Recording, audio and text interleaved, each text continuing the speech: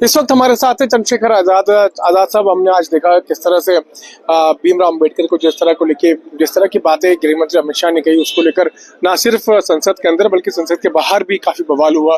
विपक्षी सांसदों ने जय भीम के नारे लगाए और मांग की है कि गृह मंत्री को माफी मांगनी चाहिए। आपकी क्या राय है? देखिए, जो उन्होंने बयान दिया, जिस तरह के शब्दों का प्रयोग उन्होंने किया, बयान तो जो है उनका पूरा वो एक पार्टी में हमले के तौर पे था। एक पार्टी के द्वारा जो लंबे समय तक बाबा साहब के साथ जो एक वैचारिक संघर्ष रहा, उसको लेकर बयान था। लेकिन जिस तरह के शब्दों का उन्होंने प्रयोग किया है वो किसी भी कीमत पर स्वीकार्य नहीं। मैं स्पष्ट तौर पर कहना चाहता हूँ कि बाबा साहब अम्बेडकर उनके लिए शायद भगवान ना हो, लेकिन इस देश के करोड़ों लोगों के, महिलाओं के, हक वंचित समाज के मुक्तिदाता हैं। उनके अथक प्रयास से आज मेरे और मेरे जैसे हजारों, लाखों, करोड़ों लोगों को मुख्य धारा में आने का मौका मिला।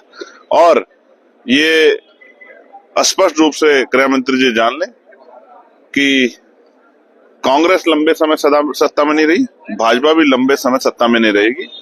महापुरुषों का अपमान, 2 दिन पहले तो आप लोग बड़े स्थान में कसीदे प्राइम मिनिस्टर से लेकर सब लोग पढ़ रहे थे, और अब अचानक क्या हुआ? जिस तरह की भाषा शैली का प्रयोग किया है ये निंदनीय है, और इसको लेकर एक बहुत बड़ा गुस्सा पूरे देश में है। लेकिन बीजेपी का ये कहना है कि जिस तरह का सम्मान बीजेपी सरकार, मौजूद सरकार बाबा साहब भीमराव अम्बेडकर को दे रही है, वो पचा नहीं पा रहा है विपक्ष। आपको ऐसा लगता है? देखिए, सम्मान देने का मतलब सिर्फ मखौटे नहीं होते हैं, सिर्फ तस्वीरें नहीं होती है, विरोध भी तस्वीरें नहीं होती है। उनके विचारों पे चलना और उनके विचारों के आधार पर आगे बढ़ाना, आगे उन विचारों को मजबूत करना, ये उनकी जो है विरासत है। उनकी विचारधारा पे ना चल के उनकी तस्वीरें उठाना, जय भीम के नारे लगाना, ये महज जो है दिखावा है।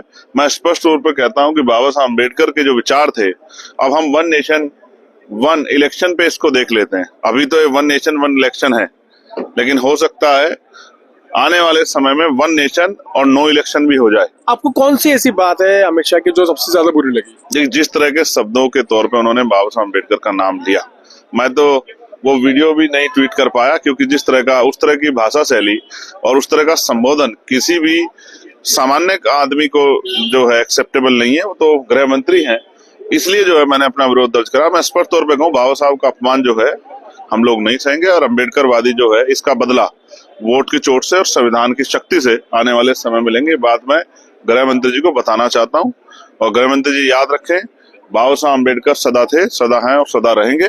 अभी महाराष्ट्र के परभनी में बाबा साहब अम्बेडकर की स्टैचू और संविधान की प्रतिकृति को अपमानित करने पे कितना बड़ा विरोध हुआ था।